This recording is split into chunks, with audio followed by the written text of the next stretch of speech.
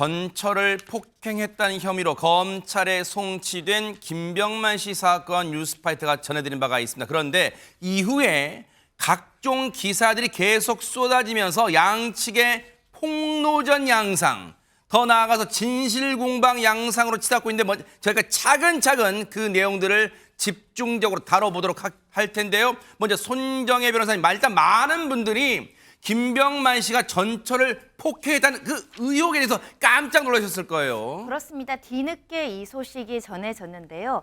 지난 2월이었습니다. 전 부인이 김병만 씨를 상대로 상해, 폭행, 강간치상 등의 혐의로 이제 고소장을 제출한 것이고요. 허허. 경찰이 수사를 하고 지난 7월에 이제 검찰에 송치됐다라는 소식이 전해진 겁니다.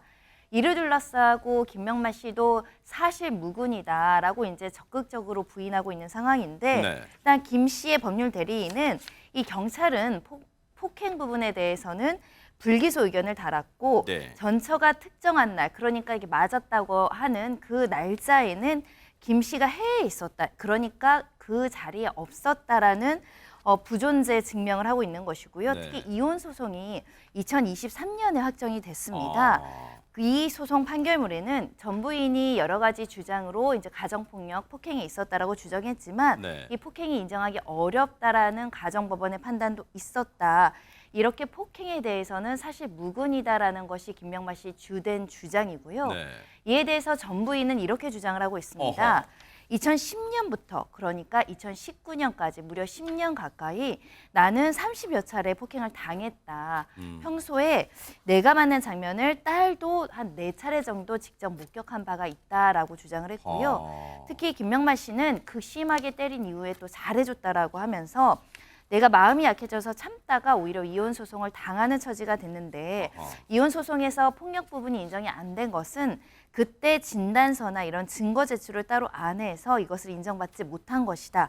이렇게 폭력은 존재했고 그에 대해서 이혼에 인정받지 못한 사유는 내가 증거를 제출하지 못했다라는 부분인데요. 특히 날짜가 조금 제대로 아까 그 날짜에 회의에 있었다 이런 네. 답변이 있었잖아요. 네네.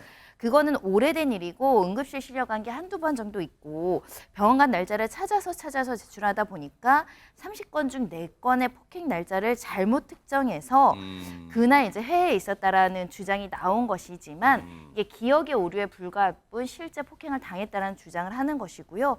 그런 만큼 지금 양쪽에서 하나의 사실관계를 두고 굉장히 다른 주장을 하고 있는 상황입니다. 지금 이게 김병만 씨 전처가 제공한 사진입니다. 바로 이제 온몸에 몸 곳곳에 있는 멍자국, 이게 바로 당시 김병만 씨로부터 이 폭행을 당했다는 증거라면서 온몸에 멍자국, 퍼렇게 든 멍자국이 든 사진을 폭행당했다는 그 증거로 뒷받침용으로 이 언론에 제공하고 있는데, 앞서 말씀드린 것처럼 딸아이가 보는 앞에서, 딸이 보는 앞에서도 30여 차례 폭행 중에 딸이 보는 앞에서도 4차례 정도 폭행을 한 적이 있다, 이렇게 하면서 얘기를 했지만 김병만 씨는 사실관계가 맞지 않다. 당시 그 날짜에 자신은 해외 촬영차 해외에 있었다. 이렇게 맞받아치니까 이 부분에 대해서 전처부는 날짜 기억이 조금 잘못됐을 뿐 폭행을 상습적으로 당한 건 맞다, 이렇게 줄곧 주장하고 있는데요.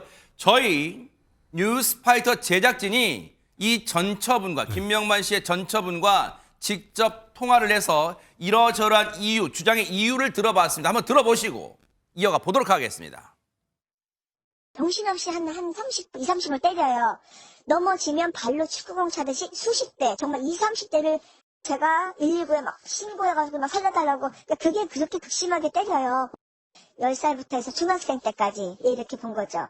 제가 폭행을 당하는데 애가 자다 깬 거예요. 와서 문을 열고 무슨 일이에요 하는데 내가 이게 책상 밑에 엎드려서 이렇게 안 맞으려고 들어가서 있으니까 애가 와서 덮쳤어요. 저를 못 때리게.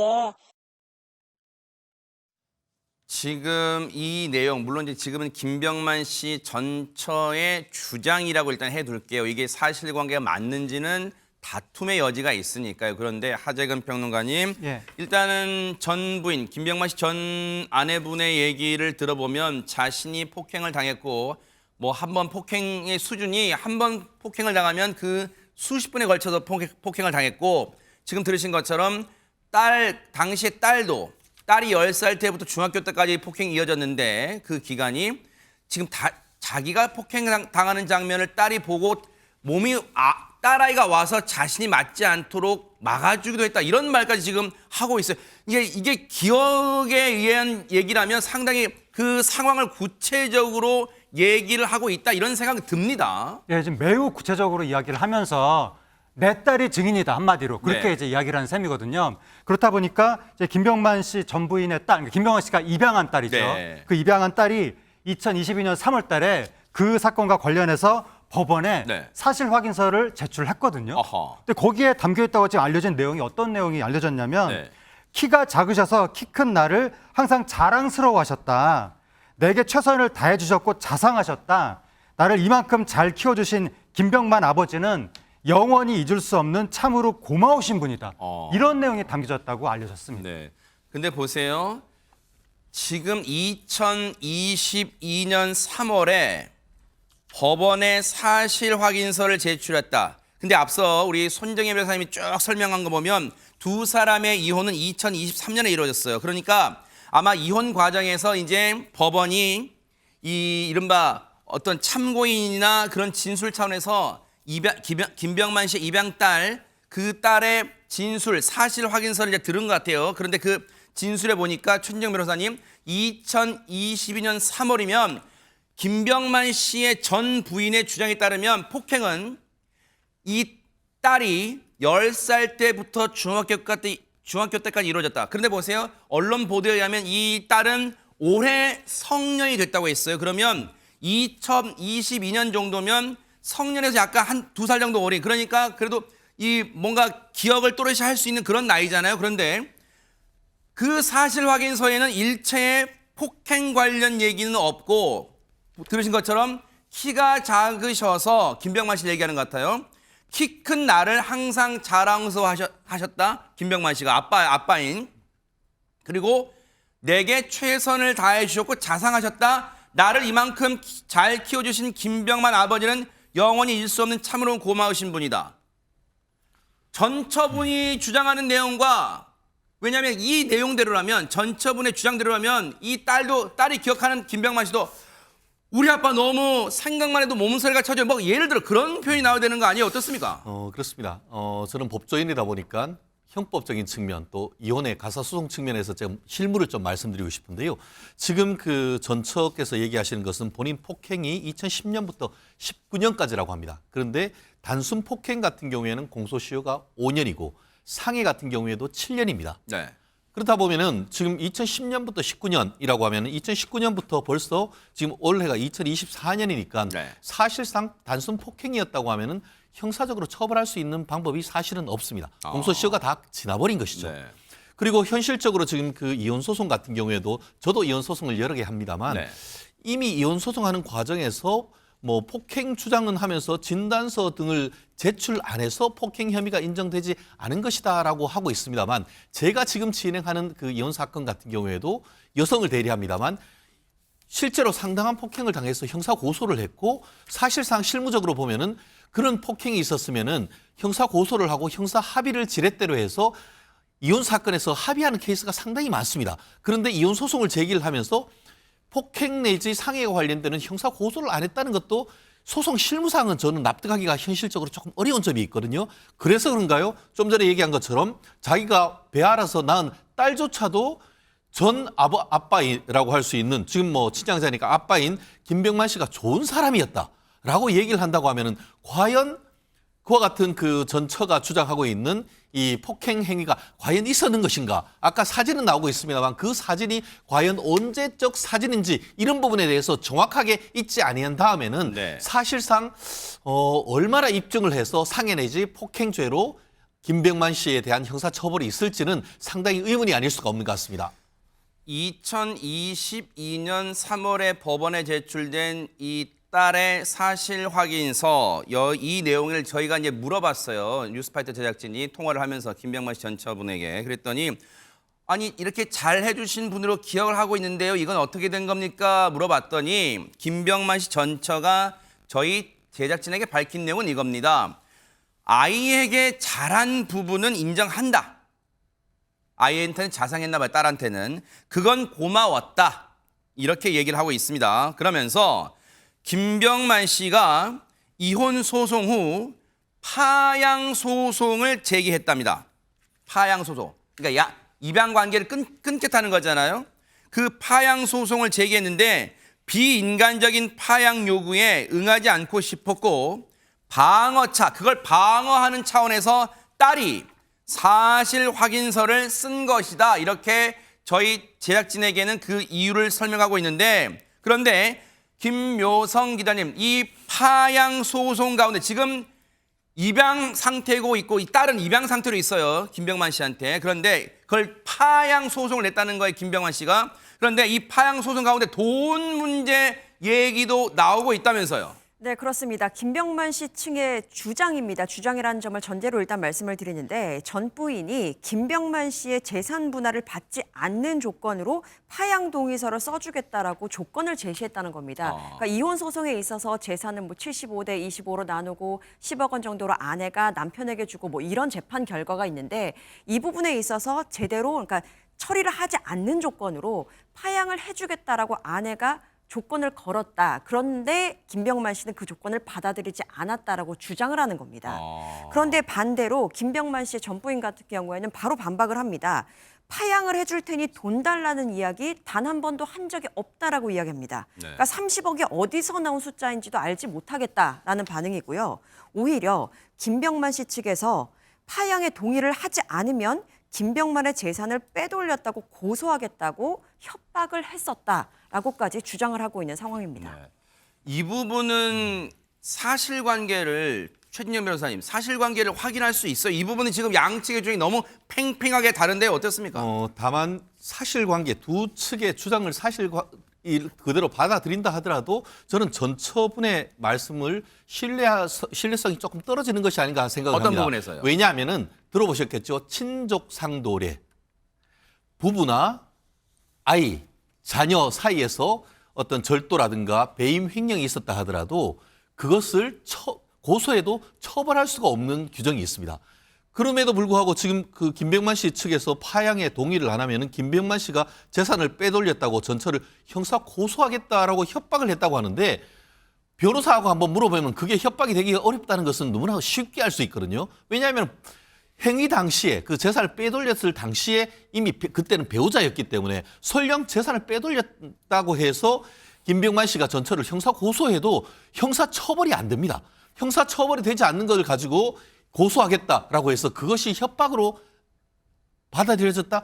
저는 그런 부분에 있어가지고는 네. 전후 맥락으로 물론 사실관계는 확인해 봐야겠습니다만 네. 전처의 어떤 그와 같은 항변이 법률적으로 과연 믿을 수 있는지에 대해서는 좀 물음표가 듣는다. 저는 그 말씀 드리고 싶어요. 아니 그러면 여기서 놀라운 게 손정혜 변호사님, 전 부인이 김병만 씨의 재산을 빼돌렸다는 주장이 나오고 있는데, 그럼 실제로 김병만 씨는 가만히 있었고 뭐 고소 이런 걸 안 한 거예요? 실제로 보면 그 사실은 확인할 수 있을 것 같습니다. 네. 김병만 씨가 주로 해외에서 이제 정을 같은 데 있다 보니까 국내에서 자산 관리가 좀 어려웠잖아요. 네. 그래서 전 부인에게 뭐 인증서라든가 통장 관리를 맡겼던 사실까지는 인정이 되는 것 같습니다. 네. 그런데 문제는 이 김병만 씨가 내가 직접 관리하겠다라고 하자 전처가 이 금융자산 통장에서 계좌이체 의뢰서를 이 김병만 씨 동의 없이 위조를 한 다음에 본인 계좌로 이체를 했다는 겁니다. 이 김병만 씨 측 주장인데요. 그렇게 계좌로 이체된 규모만 하루 사이에 6억 7천만 원 상당에 이르렀다. 이 점도 은행 창구 직원이 알려줘서 알게 됐고, 이혼 소송 중에 그 현금 인출기 있죠. 여기를 찾아다니면서 현금으로 수백만 원씩 뽑아서 1억 원에 가까운 돈을 뽑아갔다. 이 모든 행위가 김병만 씨 동의 없이, 허락 없이 이루어진 것이기 때문에 그 전부인을 상대로 사기, 컴퓨터 등 사용 사기, 절도, 사문서 위조 사문서 행사 등으로 고소했다라는 것이고요.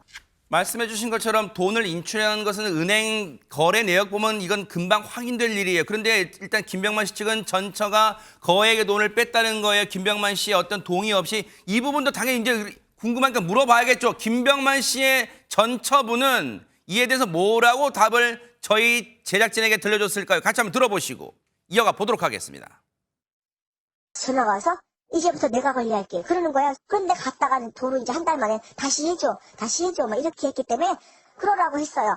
내가 그러면 우리 통장이 너무 많다. 10몇 개거든요. 근데 제가 이제 얘기한 게 우리 집 사기로 했으니까 내가 통장 몇 개 정리해서 그 돈을 나한테 이체해서 그러면 그렇게 되면은 이제 될 것 같아서 제가 이체를 했어요. 그러라고 했고 그 통장 4개를 이체해서 잔액을 비우고 보니까 그게 6억 7천 그렇게 됐더라고요.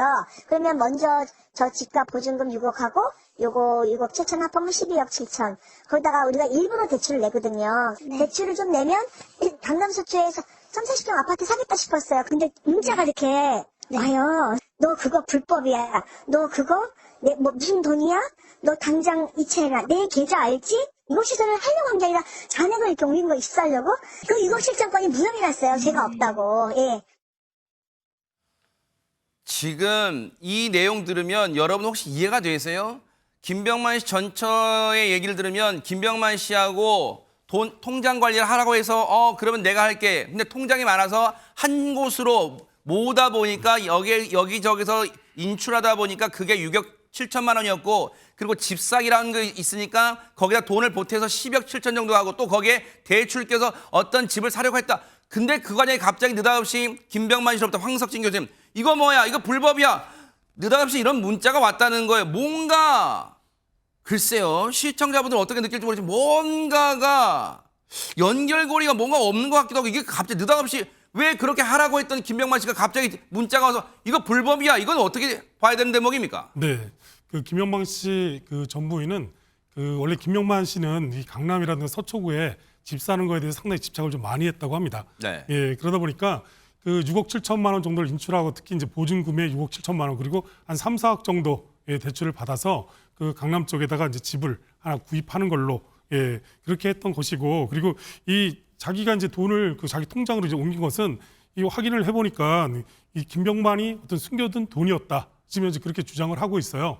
그 자기가 이제 건강보험료 이런 문제 때문에 서류를 떼어보니까 원래 자기는 한 20억 정도로 생각하고 있었는데 그 내용을 보니까 98억 정도가 예, 이렇게 나온 거예요. 그리고 자기도 깜짝 놀라게 했다고 하는데 근데 전 부인은 이제 그 자기가 이 통장을 자기가 그 관리를 계속 했었는데 네. 그 서류에 직접적으로 이제 98억 정도가 나오니까 직접 물어보기가 좀 그랬나 보다 하고 이렇게 얘기를 하세요. 특히 뭐 이 사기를 다당한 것이 아니냐 아니면 뭐 어떤 특정한 곳에 투자했다가 투자 실패를 한 것이 아니냐 뭐 이런 식의 생각도 좀 하고 또 이런 그 자금의 출처라든가 뭐 이런 부분을 좀 민망하게 생각해서 얘기를 안 할 수도 있다. 뭐 이렇게 생각해가지고 자기 통장으로 돈을 다 이체했는데 네. 근데 연락이 김병만 씨가 잘 되면 좋았는데 연락이 되다 안 되다 막 이랬다고 해요. 예, 그러다가 결론은 이제 한 달 정도 지난 다음에 갑자기 너 김병만 씨 측으로부터 너 다 불법이니까 당장 내 통장으로 이체해 이런 식으로 지금 문자가 왔다는 것입니다. 네. 지금 보세요. 앞서 그 주장에 대한 김병만 씨 측 법률 대리인을 통한 그 맞대응 그래픽 좀 보여주세요. 그거 보면 사실 김병만 씨가 강남에 내 집 마련하는 게 소원인 사람이라는 것은 김병만 씨 주장은 아니에요. 김병만 씨 전 부인 측 주장입니다. 지금은 김병만 씨가 그런 사람인지는 저희가 알 길은 없죠. 근데 김병만 씨 전 부인은 김병만 씨가 평소에 강남에 내 집을 마련하는 게 소원이었던 사람이라는 거예요. 그래서 보증금 6억 7천만 원 정도에 거기에 3, 4억 정도 대출을 받아서 강남에 집을 사려고 했다. 지금 이게 주장인데 김병만 씨 전 부인의 여기에서 김병만 씨 측은 전혀 사실이 아니라고 이것부터 사실관계가 전혀 달라요. 서로 다른 말을 하고 있는 거예요. 근데 골치가 아픈 대목은 이뿐만이 아니에요. 지금 보세요. 폭행 사건, 상습 폭행 의혹, 그다음에 뭔가 돈을 일부러 빼돌리려고 했다는 의혹, 그리고 하나 더 있어요. 김묘성 기자님, 생명보험, 김병만 씨 본인도 모르게 여러 개의 생명보험이 가입됐다는 이 주장, 이 대목을 좀 차근차근 설명해 주세요. 네, 그렇습니다. 김병만 씨의 소속사가 지난 12일에 이와 같은 입장을 냅니다. 전처가 이미 생명보험을 수십 개 들어놓은 사실을 이혼 소송 중에 김병만 씨가 알게 되면서 큰 충격에 빠졌다라고 이야기를 합니다. 그리고 김병만 씨의 법률 대리인 또한 마찬가지입니다.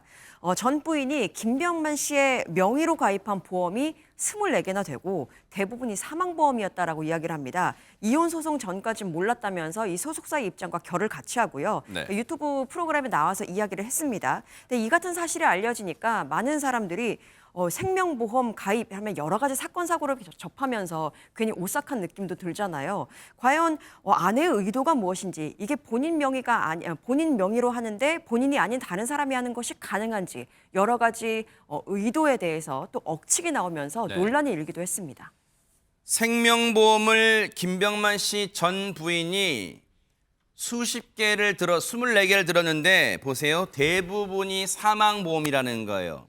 그러면 우리가 물론 이제 우리가 추정하는 거예요. 사망보험은 뭐예요? 김병만 씨를 이제 피보험자로 생명보험을 든 거잖아요. 사망보험. 그러면 사망한 당사자한테는 돈이 필요가 없잖아요. 그러면 대부분 상식적으로 그 수익자는 누구로 해놓겠어요? 가족들로 해놓을 거 아니에요. 그래서 그 생명보험이 수십 개나 들어있는 게 그걸 깜짝 놀랐다는 걸 나중에 알고 나서 그러면 이에 대해서도 얘기를 들어봐야겠죠. 관련해서 김병만 씨 전 부인은 뭐라고 얘기를 하고 있을까요? 같이 한번 들어보시고 이어가 보도록 하겠습니다. 기본 따지면 우리가 종신도 있고 주택 화재 보험도 있고 자동차 보험 실손 그게 만나서 9, 10개 그럼 양쪽이 그냥 20개 가까이 돼요. 그게 기본이었고요. 사망보장보험이라고 말하는 생명 진짜 그 종신이 한 1, 2억밖에 없더라고요. 자기가. 그래서 이거는 조금 좀 모자르다 싶었던 차에 김병만 씨는 달인으로 잘 나가는데 최소 10억에서 20억은 들어야 돼. 그러시더라고요. 사망보장을 1억씩 4개를 들었어요. 4개예요. 이게 다예요. 제가 계약자로 한다 하고 다 동의 받고 나 운영을 할게 해서 달인할 때 방송국으로 와서 설명을 다 하고 서로 웃으면서 차도 한잔하면서 다 사인을 받았어요. 계약자로 본인을 한다 하고 동의를 받고 이건 자신이 운영을 할게 해서 아마 이제 그 모 방송 프로그램 달인이 들어가는 그 글자가 들어가는 프로그램 하면서 방송국으로 와서 아마 설명을 다 했다는 거예요.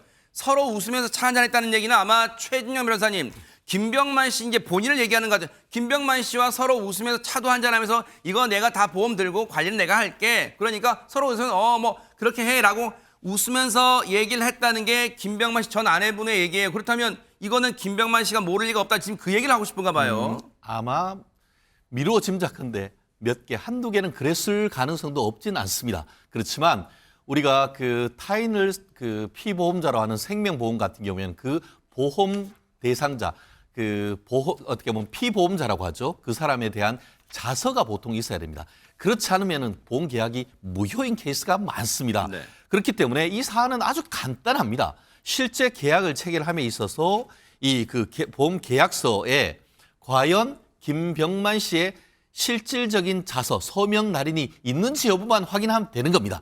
지금 그 명확한 것은 이혼 과정에서 양쪽의 재산 내역을 다 확인하는 과정에서 김병만 씨가 내가 들지도 않은 보험 계약이 20개가 있네. 그리고 그중에서 상당수가 생명보험이네. 이러면서 깜짝 놀랐다는 거 아니겠습니까? 그렇기 때문에 그렇다고 하면 지금 김병만 씨 같은 경우에는 그 계약서, 그 보험회사의 계약서 원본 봅시다. 라고 해서 거기에 본인 서명이 되어 있지 않다고 하면은 그 말씀은 그렇게 된다고 하면은 김병만 씨 말이 맞는 것이죠. 그렇지 않고 모든 게 알고 봤더니만 네. 이 부인이 서명한 것으로 되어 있다. 그렇게 된다고 하면은 이것은 상당 부분 문제가 생기는 것이고 네. 그 과정에서 어떻게 보면 보험 어떻게 보면은 그 추천하고 했던 그런 사람들 같은 경우에도 보험료에 이게 어떻게 보면 눈이 멀어가지고 규정을 위반했다는 그런 문제도 있을 수 있는데 지금 그 김병만 씨의 법적 대리인에 따르면은 그 보험 계약 과정에서의 문제가 있기 때문에 보험 가입자 같은 경우에도 지금 징계 절차를 따르고 있다. 그런 지금 얘기를 하고 있는 것 같습니다. 근데 이 부분도 지금 뭐 진실공방 차원이에요. 왜냐하면 손정희 변호사님, 물론 이제 이거 보험사들은 책임이 없니도 한번 따져봐야 될 노릇이고 또 왜냐하면 한꺼번에 이렇게 물론 같은 날 이렇게 많은 걸 들지는 않았겠지만 여러 개의 보험이 들어 있으면 보험사에서는 이쪽에도 보험 들어있고 이쪽에 뭐 사망보험 들어있는데요 뭐 하면 의심하지는 않나요? 그냥 이 자기의 실적 올리면 다 좋은 건가 뭐 그런 궁금증도 들고 전 부인 측은 김병만 씨 전 부인 측은 재산 내역을 일단 뽑아보면 김병만 씨 측의 주장은 다르다는 거예요. 지금 20개가 넘는 이 사망보험, 생명보험이 있었다고 하는데 11개에 불과하다는 거예요. 자기가 일단 이 재산 내역을 뽑아보고 그중에 11개 중에 4개가 바로 사망보험이다. 이렇게 주장하고 있으니까 이게 또 사실관계를 또 다퉈야 될 부분이다. 이런 생각도 드는데 손정혜 변호사님 보시기엔 어떻습니까? 그러니까 기본적인 쟁점은 이런 것 같습니다. 조금 다소 과장된 주장이 있을겠지만 김병만 씨 입장에서는 보험 계약에 자기가 직접 서명하지 않으면 무효로 가니까 보험 설계사가 그런 계약을 주도했을 리는 만무하고요. 다만 보험 설계사는 보험의 내용에 대해서 가입자에게 구체적으로 설명하고 고지하고 다른 보험 내역이랑 확인을 해서 중복이나 이런 것들 불필요한 걸 하지 않도록 해주는 것이 통상적인 관례인데 그 과정을 생략하고 이거 필요한 보험이니까 이거 가서 서명만 해줘 이런 식으로 제대로 설명을 받지 않은 상황에서 나중에 그걸 열어봤더니 그게 설명과 다른 생명보험성이 많더라라고 한다면 일정 부분 제대로 설명을 못 받았거나 악의적으로 나한테 알리지 않은 것이 아닌가라는 의심을 할 수 있겠죠. 그런 주장을 김병만 씨가 하고 있는 게 아닐까라는 생각이 들고요. 그렇다 보니 이 보험 설계사도 지금 해당 회사에서 징계를 받았다라는 것이거든요. 이 징계를 받았다라는 건 보험 설계사가 기본적으로 해야 할 의무 중에 구체적인 설명 의무를 제대로 이행하지 않은 점이 문제된 거 아닌가라는 생각이 들어서 결국은 부부간에 보험을 보통 들어주고 이렇게 뭐 여러 가지 챙겨주는 건 고마운 일이잖아요. 근데 사후적으로 분쟁이 생겼다는 건 둘 사이에 보험 가입을 둘러싸고도 서로 못 믿는 겁니다. 불신이 자리 잡고 있었기 때문에 이런 보험 계약과 관련해서도 서로 다른 입장에서 설명이 나오는 것 같습니다. 지금 김병만 씨 측 매니저라는 분이요. 저희 제작진에게 연락을 취해 왔는데 조금 전에 이제 아래 제목으로 나갔었죠. 바로 어제 이 김병만 씨 전 부인 측이 제기한 상습 폭행 혐의에 대해서는 검찰이 무혐의로 결론을 내렸다. 그 결론이 났다고 저희 제작진에게 알려왔습니다. 참고로 말씀을 드리고요. 앞으로 이제 근데 이게 분위기를 보니까 폭로전이 그칠 기미가 보이지 않아요. 과연 이게 어떻게 흘러갈지는 일단 저도 차분하게 상황을 지켜보도록 하겠습니다.